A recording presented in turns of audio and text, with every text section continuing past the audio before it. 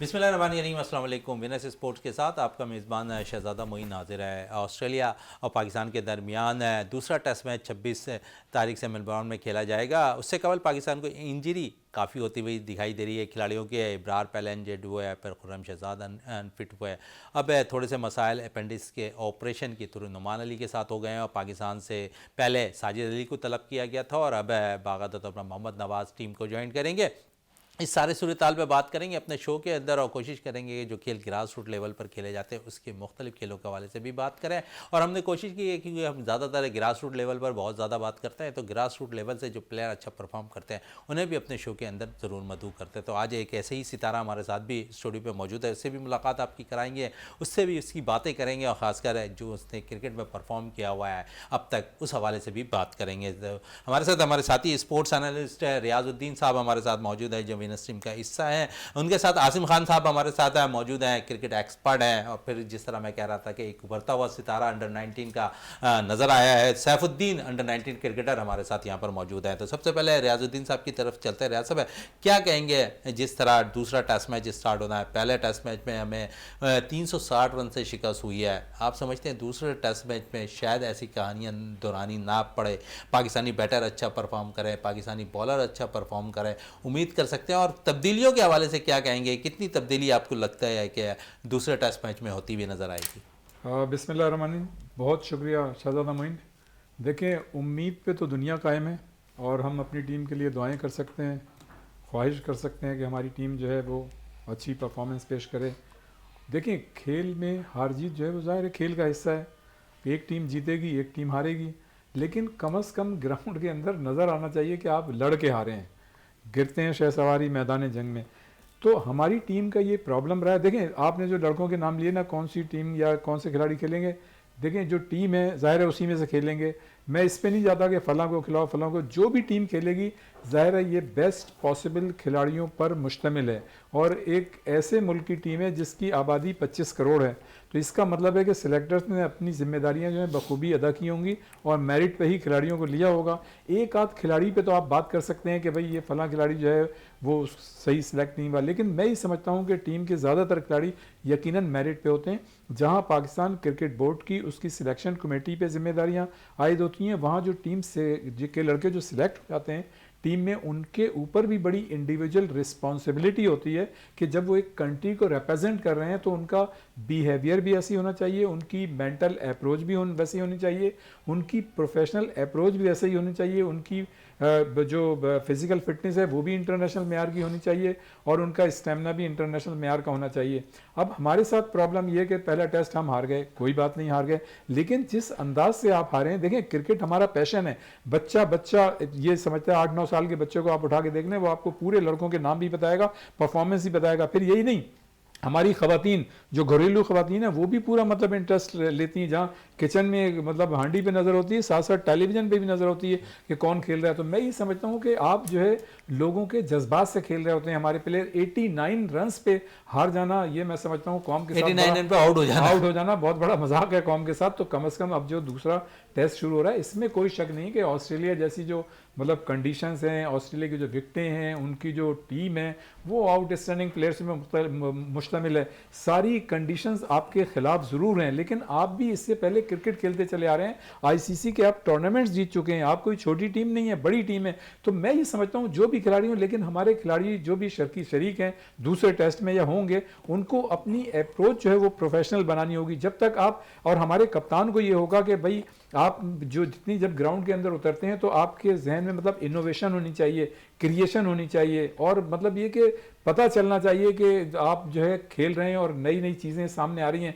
एक देखें, एक होती है रवायती क्रिकेट कि आप गेंद कराते जा रहे हैं, बैटर खेलते जा रहे हैं, लेकिन उसमें कोई नई चीज़ सामने आनी चाहिए। जैसे मैंने हमेशा मिसाल देता हूँ जावेद मियांदाद की, मैं मिसाल देता हूँ इसलिए देता हूँ कि वो हमारे जो इस वक्त कप्तान सीनियर खिलाड़ी हैं वो भी मतलब इस चीज़ को समझें, और जो हमारे नौजवान हैं वो भी ये वेरिएशन क्या होती है, इनोवेशन क्या होती है, उस पर मतलब इनको जाना चाहिए कि जावेद मियांदाद जब कप्तान होते थे हम देखते थे उनको कि जब उन्हें विकेटें नहीं मिल रही होती तो वो विकेट कीपर के पैड खुद बांध लेते थे और विकेट कीपर से गेंद कराते थे, और वो इत्तेफाक से विकेट कीपर जो है वो जो बॉल करा रहा होता था विकेट भी ले लेता था।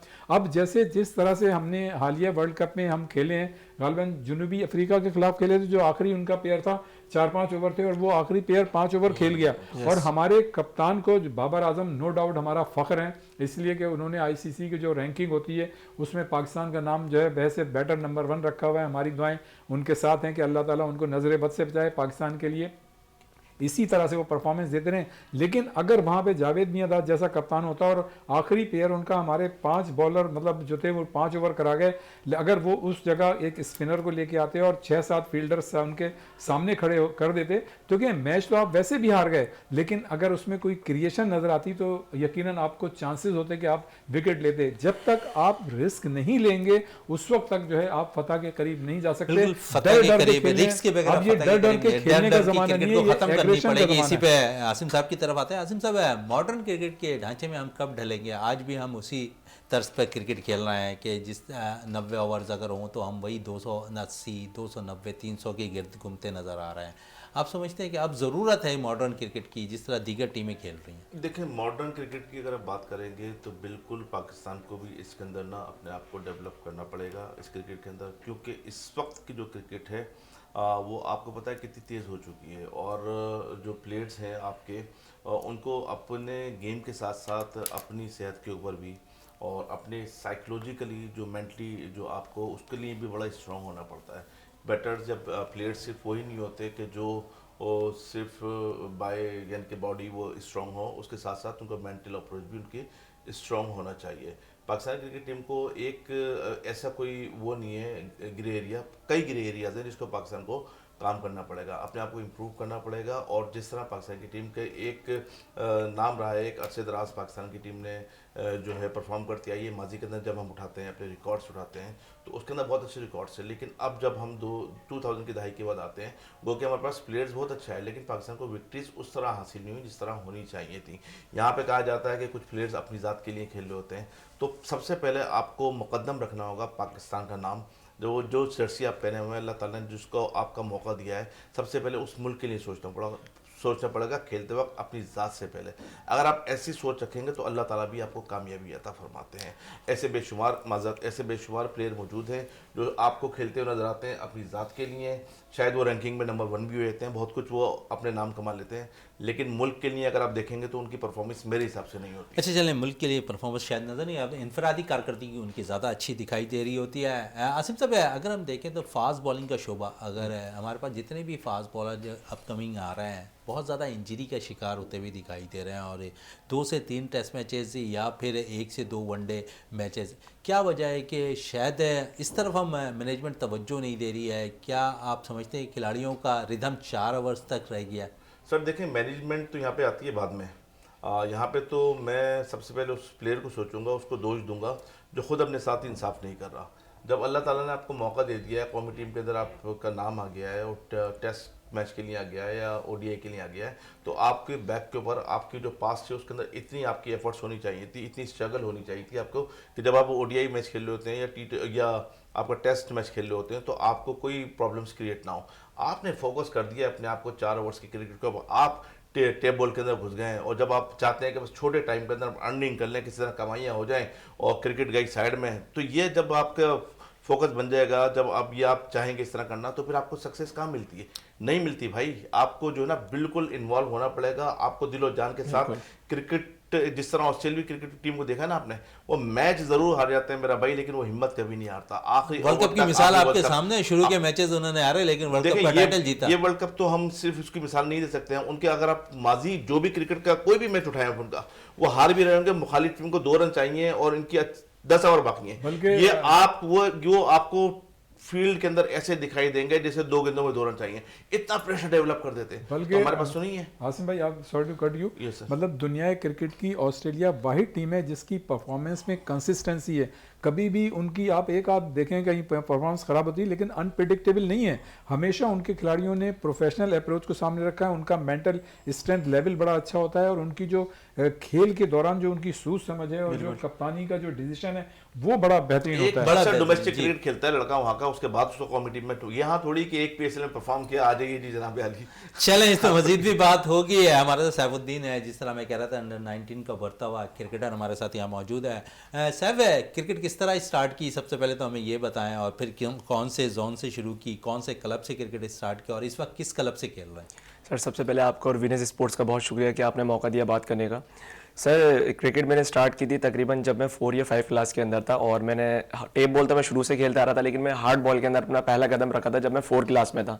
तो सर तकरीबन हार्ड बॉल खेलते खेलते तकरीबन आज मुझे 10 साल हो चुके हैं, और मैंने जोन 4 से स्टार्ट की क्रिकेट, और जोन 4 के काफ़ी क्लब्स थे, ओरिएंट जिम खाना था, यूनियन थी, और उसके अलावा भी मलिर कंपेनियन थी, बहुत सारी क्लब्स थे जहाँ मैंने अच्छी परफॉर्मेंसेस दी, और फिर मैं आहिस्ता आहिस्ता जो है वो शफल करता गया, और मुझे मेरी परफॉर्मेंसेस पर एक अच्छा क्लब मिलता गया।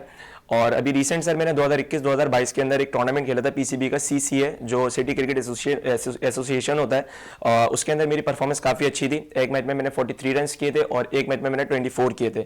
सर मेरी एवरेज इस वजह से नहीं आ रही थी क्योंकि मैं इन्फिनिटी एवरेज थी, क्योंकि मैं आउट नहीं हुआ था।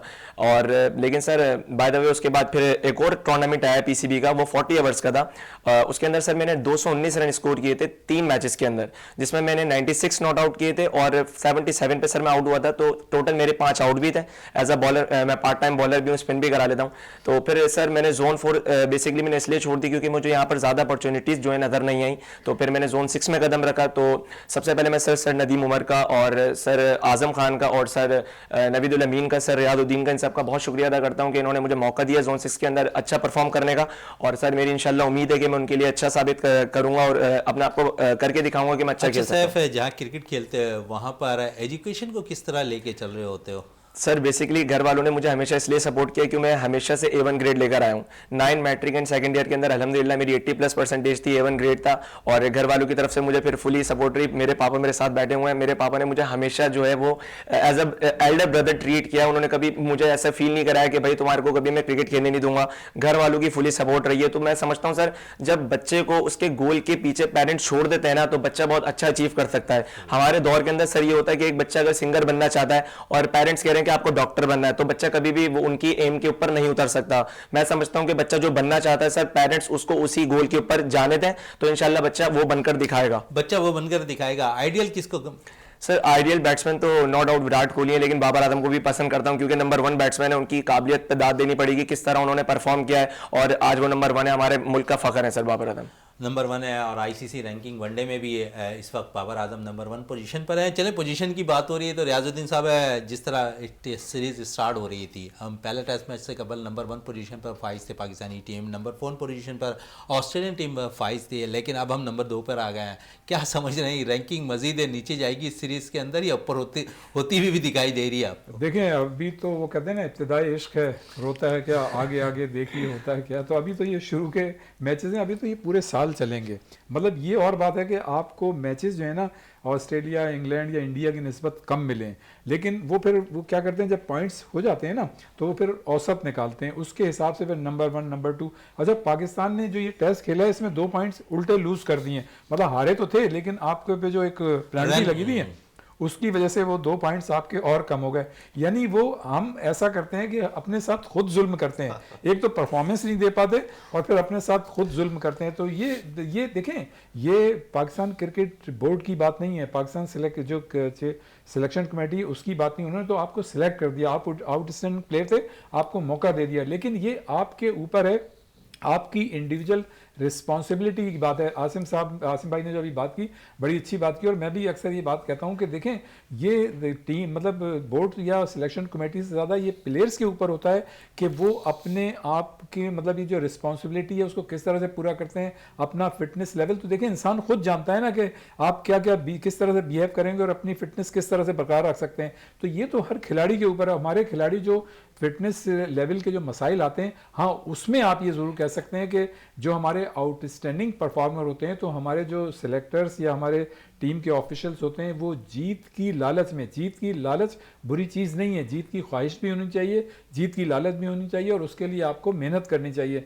लेकिन एक आउटस्टैंडिंग प्लेयर को अगर आप बेदर्दी के साथ बगैर प्लानिंग के इस्तेमाल करेंगे तो आप न सिर्फ मुल्क के साथ ज्यादती करेंगे, टीम के साथ, बल्कि उस खिलाड़ी के साथ भी ज्यादती करेंगे। जैसे शाहिनशाह अफरीदी की मिसाल देता हूँ कि एक वक्त में वो आउटस्टैंडिंग परफॉर्मर तो अभी भी हैं, वो पहले भी आउटस्टैंडिंग परफॉर्मर दे रहे थे, अब इन्होंने ये नहीं देखा हर मैच में उनको चांस दे रहे हैं। मैं समझता हूँ कि एक प्लानिंग का हिस्सा होता है कि आप एक प्लेयर को एक सर्टेन लेवल तक उसको मतलब कि खिलाएं, उसके बाद उसको थोड़ा सा रेस्ट दें और आपकी बेहतरीन प्लानिंग ये होती है कि आप बैकअप तैयार करें, फिर उसको उसके जगह मौका दें ताकि आपका बिल्कुल है, सिलसिला पाकिस्तानी चलता रहे। मैनेजमेंट को भी यही चाहिए कि बैकअप तैयार पाकिस्तान के पास बहुत मौजूद है, बेपनाह टैलेंट पाकिस्तान के पास मौजूद है, लेकिन उसे बाकायदा यूज़ करना चाहिए। जिस तरह हमने रियाजुद्दीन साहब भी कह रहे हैं कि शाहिनशाह अफरीदी को बेदर्दी की तरह इस्तेमाल किया, हमने वनडे भी खिलाए, T20 क्रिकेट भी खिलाई, 5 डे क्रिकेट भी खिलाई, तो शायद स्टेमिना उनका लूज़ होता दिखाई दिया और यही कुछ अब नज़र आ रहा है सामने। शाहिनशाह अफरीदी से वो रिदम नहीं आ रहा है कि मुकम्मल तौर पर अपने रिदम के साथ टेस्ट मैचेस के अंदर बॉल करते हुए नजर आए। इस वक्त ब्रेक के लिए कहा जा रहा है, ब्रेक से वापस आते हैं तो गुफ्तगू को मज़ीद जारी रखते हैं।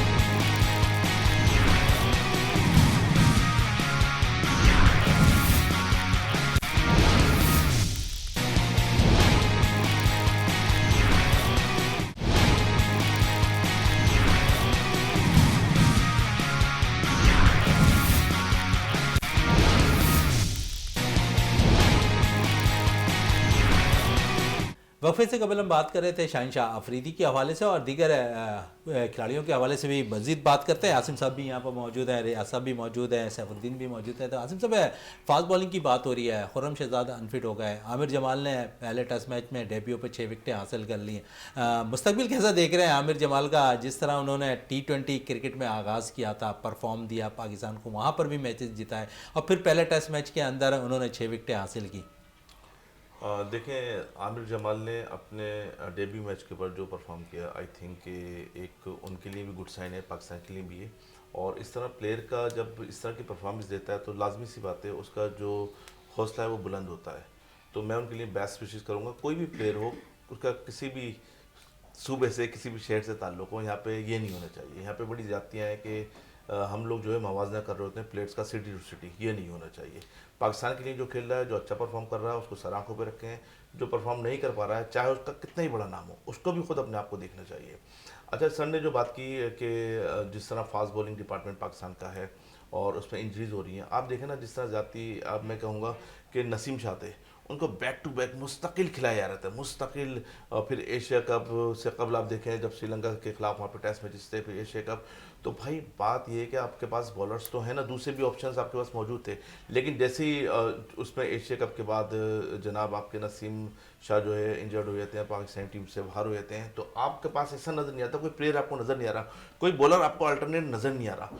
क्यों नज़र नहीं आ रहा? क्योंकि आप बैकअप प्रॉपर तरीके से नहीं बनाते, आप मौके नहीं देते राइट टाइम के ऊपर, राइट प्लेयर्स को जो परफॉर्म कर रहा होता है भाई देना चाहिए। जिस तरह मैंने लास्ट टाइम कहा था, मैं अभी भी यही कहूँगा कि जो भी प्लेयर हो, किसी भी सूबे से हो, किसी भी शहर से हो, किसी भी गली से, किसी मोहल्ले से हो, कोई ज़बान बोलता हो, वो अच्छा खेलता है, आप उसको मौका दीजिए, वो खेलेगा, पाकिस्तान के लिए खेलेगा, परफॉर्म करेगा, पाकिस्तान के लिए करेगा। आसिम साहब, फास्ट बॉलिंग की शोबे की बात हो रही है, अगर हम देखें तो बहुत से प्लेयर्स इंजरी का शिकार होते हैं, इंजरी से वापस आते हैं, हाई परफॉर्मेंस सेंटर पर ट्रेनिंग करते हैं, आप समझते हैं वहाँ कोचेस भी एक्शन तब्दील करवाते हैं जिसके बाइस शायद बॉलर्स वो रिदम में नहीं आ पाते जो अपने नेचुरल स्टाइल पे बॉल करते हैं। माजी आपके सामने अनवर अली बड़ा ज़बरदस्त है, निकल कर उभरता हुआ सितारा आया था जिसने T20 में बड़ा अच्छा परफॉर्मेंस किया था। सर मैं आपको एक बात बताऊँ थोड़ी सी क्रिकेट के हवाले से, मैं गारंटी से बोलता हूँ दुनिया का कोई भी प्लेयर वो जिस अंदाज में बैटिंग करता है, वो जिस अंदाज में बॉलिंग करता है, आप उसको चेंज करवाओगे वो सिफर हो जाएगा, सिफर। ये मेरा अपना ज़ाती तजुर्बा है। आपने उसके अंदर कुछ फॉल्ट निकाले, ठीक है, इतनी बड़ी क्रिकेट के अंदर जब जाके निकलता है तो फिर वो समझ लें, सईद अजमल की आप मिसाल ले सकते हैं ना, क्या हो गया, वो एक लोकल ऑफ स्पिनर हो गया था जब उसका स्टाइल चेंज किया गया है। तो अब जब इस तरह करते हैं आप तो फिर बिल्कुल प्लेयर के साथ तो इस तरह होगा। लेकिन यहाँ पे मैं एक चीज़ ऐड करना चाहता हूँ, जब पाकिस्तान की टीम हमेशा ऑस्ट्रेलिया जाती है तो ये इसी तरह के कुछ हालात होते हैं। ऐसे क्या वजूहत हैं हम लोग वहाँ जाके परफॉर्म नहीं कर पाते? भाई अल्लाह तबारक व तआला ने इस मुल्क में नॉर्दर्न एरियाज़ एक ऐसे इलाके दिए हैं जहाँ का वेदर उन्हीं कंट्रीज की तरह है, जहाँ पे हवाएं वैसी होती है, जहाँ की मिट्टी वैसी बन सकती है। तो पाकिस्तानी जो पीसीबी को चाहिए वहाँ पे अपने ग्राउंड्स बनाए, वहाँ पे स्टेडियम बनाए और मैक्सिमम मैचेस अपने प्लेयर्स को वहाँ खेलने के मौके दें। जब आप यूज टू होंगे तो ऐसी विकेटों पे जाके आपको वो परेशानी होगी, वो परेशानी नहीं होगी जो हमेशा देखते हैं। चलें हमेशा विकेटों की की बात कर रहे हैं आप, तो हम तो देखते हैं कायद आज़म ट्रॉफी पे भी अभी लास्ट टाइम अगर हम देख लें तो जो मैचेस हुए उस पर तो काफ़ी रन स्कोर हो रहे थे, एक एक इनिंग में 6-6 सेंचुरियां स्कोर हो रही थी। तो आप समझते हैं कि ऐसी विकेटें तैयार होंगी तो फिर कैसे? ड्राई विकेटों में जब बैटिंग कर रहे होते हैं, मजे मजे से स्कोर कर रहे होते हैं, जब थोड़ी सी जाते हैं कि थोड़ी सी ग्रास मिलती है, जैसे पैचेस आते हैं तो पता चल जाता है ना। अभी देखे ना पाकिस्तान, ये जो आपकी पर्थ की विकेट थी इसका बिहेवियर यही है। ये चौथी इनिंग जब आप चल रही होती है तो ये इसके अंदर जो स्पॉट्स हैं वो फट जाते हैं, इसके अंदर ना गैप्स आ जाते हैं। जब गैप्स आ जाते हैं, बॉलर्स को, तेज बॉलर को स्विंग मिल रहा होता है, स्पिनर को बहुत ज़्यादा टर्न मिल रहा होता है, तो यही रिजल्ट आता है। तो इन चीज़ों के ऊपर वर्क करना है ना। असल जो चीज़ है जहाँ पे आपका लो पूल्स है, जहाँ वीक पॉइंट है, उसके ऊपर काम नहीं करेंगे तो यही रिजल्ट होते रहेंगे हमेशा। असल में सॉरी टू कट यू, असल में प्लानिंग की बात है। हमारा क्रिकेट बोर्ड यकीनन बड़े अच्छे वो डिसीजन लिए हैं, उसकी वजह से क्रिकेट भी तरक्की कर रही है। बड़ा मतलब ये कि आप देखें विमेंस क्रिकेट को भी उन्होंने तरक्की दी है, बड़ी अच्छी बात है। लेकिन हम जो है लॉन्ग टर्म प्लानिंग नहीं कर रहे या शॉर्ट टर्म प्लानिंग को मतलब उस तरीके से एग्जीक्यूट नहीं कर पा रहे हैं, क्योंकि वो चीज़ें हमें नज़र नहीं आ रही हैं। और हमारा सारा सिस्टम जो है ना आसिम भाई, कि ये जो है एडॉकिज्म पे चल रहा है। जो मतलब हमें एकदम से कोई ऐसी चीज़ सामने आती है उस वक्त हम फौरी तौर पे मतलब ला लेते हैं, लेकिन एक बाकायदा पुरएतमाद तरीके से हम बैकअप मतलब तैयार नहीं करते। अगर कोई ऐसी चीज कैसे करेंगे एतमाद जब होगा, जब एक जो मैनेजमेंट बैठी होगी उसको ये पता होगा कि मैं आके जो सर्वाइव कर सकूंगा। उसको तो ये नहीं पता होता कि 2 महीने में रुकूंगा नहीं रुकूंगा।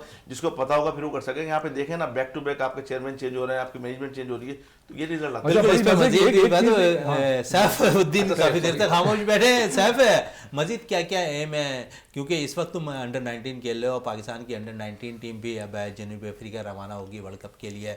क्या फ्यूचर में क्या क्या प्लान रखा हुआ है कि पहले पाकिस्तान अंडर 19 खेलनी है, क्या किस तरह लेके चलनी है क्रिकेट को? मजीद सर इंशाल्लाह गोल तो मेरा सेट है कि मुझे पाकिस्तान खेलना है, लेकिन उसके लिए स्टेप बाय स्टेप एक रूल्स होते हैं।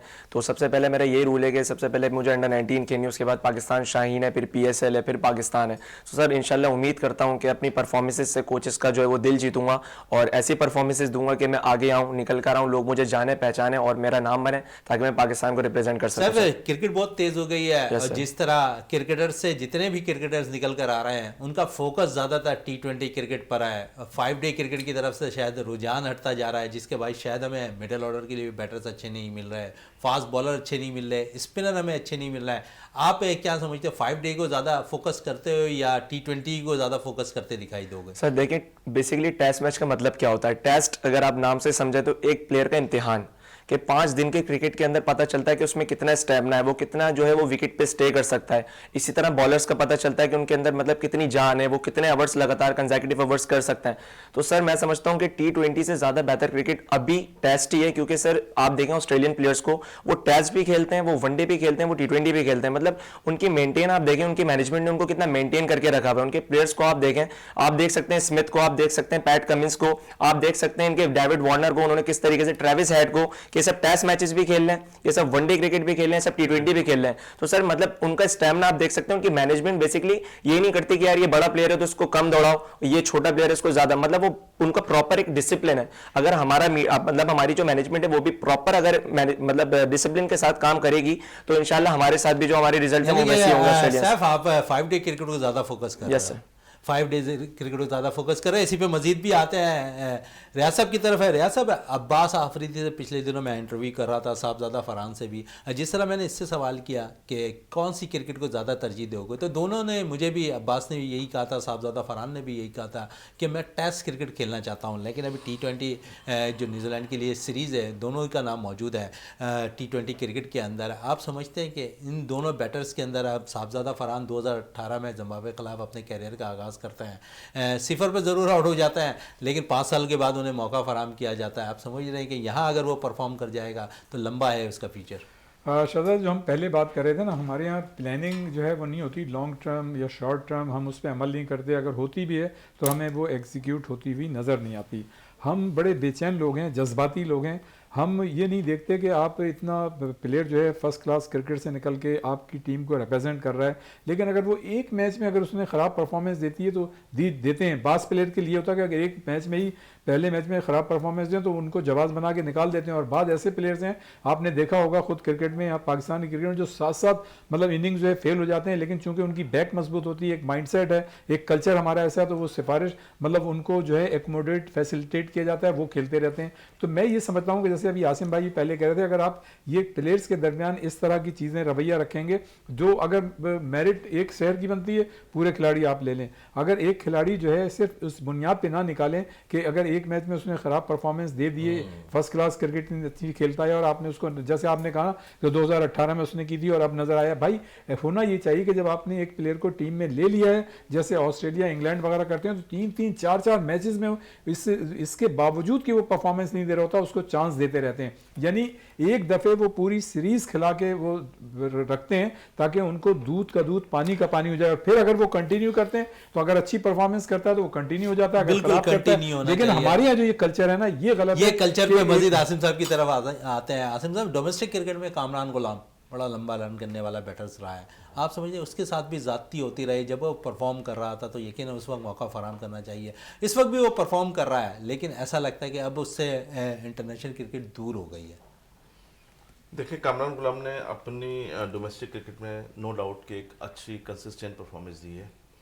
मैं फिर अगेन वही बात करूंगा कि जब लड़का स्कोर कर रहा है, जब लड़का अच्छी बॉलिंग कर रहा है, जब लड़का अच्छा परफॉर्म कर रहा है, वो उसका राइट टाइम होता है। ठीक है, ऐसे मौके के ऊपर जिस तरह सर ने कहा कि पर्चियाँ आ जाती हैं, तो पर्चियाँ नहीं आनी चाहिए, बल्कि वो एक्चुअल पर्चे आने चाहिए जो परफॉर्म कर रहा है। अगर नहीं आते तो फिर हम वेस्ट करते हैं। टैलेंट हमारे यहाँ बहुत ज़्यादा वेस्ट होता है। क्यों? राइट टाइम पे राइट जगह पे हम मौका नहीं देते। इस चीज़ के ऊपर अगर हमने ओवरकम कर लिया, इस चीज़ पे अगर हमने काबू पा लिया, दयानतदारी के साथ, ईमानदारी के साथ, सच्चाई के साथ, तो मैं बोलता हूँ पाकिस्तानी टीम को दुनिया की नंबर 1 टीम होने से कोई नहीं रोक सकता। पाकिस्तान को दुनिया का नंबर 1 मुल्क होने से कोई नहीं रोक सकता। बेईमानियाँ हम से निकलनी पड़ेंगी। हमारे यहाँ तो पसंद नापसंद हमें दूर करना पड़ेगा। अब ये बच्चा जिस तरह परफॉर्म कर रहा है, ठीक है, ये सिर्फ इस बुनियाद के ऊपर कि कराची का है, इसको ना मौके मिले, इसकी परफॉर्मेंस एक्स्ट्राऑर्डिनरी परफॉर्मेंस के बावजूद, तो फिर ये ज़्यादती होगी ना, टैलेंट के साथ ज़्यादती होगी। या इसके अलावा दूसरे जितने भी लड़के हैं, मैं उनकी बात कर रहा हूँ। तो अब जिस तरह ये भाई आए 6 जोन के अंदर, तो जोन 6 जो है, मैंने ये देखा है कि उमूमन लड़कों को मौके मिल रहे होते हैं। ठीक है, वहाँ से जो लड़का आता है तो उसको जब वो परफॉर्म करता है आगे चले आता है। इसी तरह हमारे में अपने कराची के जोन्स की बात कर रहा हूँ, आपस में इतनी नाचाकियाँ हैं, ना इत्तेफाकियाँ हैं यार, खुदा के बंदे यार, कसम खुदा की हैरत होती है मुझे यार। आप उन किन प्लेयरों के लिए आप वो कर रहे हैं, वो लड़के वो तमाम आपके बच्चे हैं, वो किसी एक का नहीं है, वो तमाम आपके बच्चे हैं। वो जहाँ का भी है, जो भी लड़का है परफॉर्म कर रहा है, आप आगे बढ़ के उसको गले लगाएं, उसी जोन में रहने दें, आप उसको मौका दिलवाएं। ये होना चाहिए, ये नहीं हो रहा है यार। बिल्कुल ऐसा होता हुआ दिखाई नहीं दे रहा है। चले जोन से क्रिकेट तो खेलते रहे हैं। यहाँ पर सैफ से मज़ीद बात करते हैं। सैफ, क्योंकि हम देखते थे माजी में जो विकटें हुआ करती थी कराची में, खासकर सीमेंट विकटें हुआ करती थी, बैटर्स वहाँ से निकला करते थे। अब कराची से बैटर्स अच्छे नहीं निकल रहे हैं। क्या समझते हो कि यहाँ पर विकटें ऐसी तैयार नहीं हो रही, या फिर दोबारा हमें सीमेंट विकटों पर जाना पड़ेगा सर बेसिकली बैटर्स बनाने की? जी बिल्कुल सर। देखिए सर, सीमेंट के ऊपर एक जो एडवांटेज मिलता है बैट्समैन को, वो ये कि कच्चे के ऊपर जो पेस होता है वो बॉलर का इतना तेज नहीं आता जितना आपको सीमेंट पे मिलता है।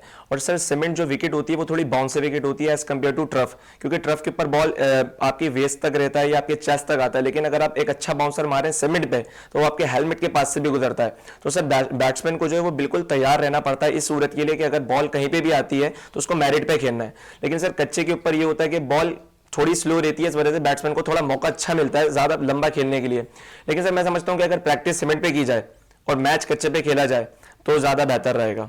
लेकिन कच्चे पे भी प्रैक्टिस करनी चाहिए, क्योंकि अगर आप प्रैक्टिस टोटली आप सीमेंट पे करेंगे और मैच अगर आप कच्चे पे खेलेंगे तो वो दोनों अलग अलग कंडीशन हो जाएंगी और फिर आप अच्छा परफॉर्म नहीं कर पाएंगे। अच्छा जी, आसिम साहब की बात में ये बिल्कुल सही बोल रहे हैं। बात ये कि पहले जिस तरह कराची हब हुआ करता था बैटर्स प्रोड्यूस करने का, उसकी एक तो वजह ये थी कि आप देखें हर गली कूचे के अंदर हर जगह पे क्रिकेट हो रही होती थी। इस वक्त इंतहाई माजरत के साथ आप देखें ग्राउंड्स के ऊपर संडे बाजार लग रहे हैं, ग्राउंड्स के ऊपर प्लाटिंग हो गई है, ग्राउंड्स में सैटरडे नाइट को शादियाँ होती हैं, अगले दिन जो टेंट लगे होते हैं। तो ये चीज़ भी बड़ी है। फिर दूसरी सबसे बड़ी चीज़ आजकल की नस्ल के लिए ये मोबाइल ने तबाह कर दिया हमको। हम क्रिकेट खेलना, ग्राउंड में जाना पसंद नहीं करते, हम इसके ऊपर गेम खेल के, क्रिकेट खेल के, तो इस चीज़ के ऊपर बड़ा गौर करने की ज़रूरत है। अच्छा, मैं भी एक सवाल कर लूँ Yes, sir. सैफुद्दीन से। जी जी जी। सैफ, ये बताओ कि जाहिर है तुम माशाल्लाह क्रिकेट भी बड़ी अच्छे खेल रहे हो, और आज मैंने तुम्हें देखा कि तुम बड़े कॉन्फिडेंस के साथ मतलब Thank you, बात भी sir. कर रहे हो Thank you, sir. क्रिकेट के हवाले से, बड़ी अच्छी बात है। तो एजुकेशन की जो बात हो रही है, गालिबन आप यूनिवर्सिटी में पढ़ रहे हैं? Yes, sir, NED बताएं तो इसको किस तरह से मैनेज कर रहे हो, इसलिए जो क्रिकेट खेल रहे हो अभी आप? सर बेसिकली पढ़ाई को मैंने दरअसल शुरू से लेके चला क्रिकेट के साथ साथ, और किस यूनिवर्सिटी में? सर एनईडी यूनिवर्सिटी में सिविल इंजीनियरिंग से पढ़ रहा हूँ सर मैं। और बेसिकली सर बचपन से लेके अब तक जो है वो मैंने पढ़ाई को कभी भी पीछे नहीं रखा, क्योंकि sir education is the best way to enhance yourself. सो बिल्कुल सर ऐसा ही होना चाहिए, एजुकेशन रखनी चाहिए। और बेसिकली मेरी सर हर क्लास के अंदर यही थी कि मुझे 90% लेना है।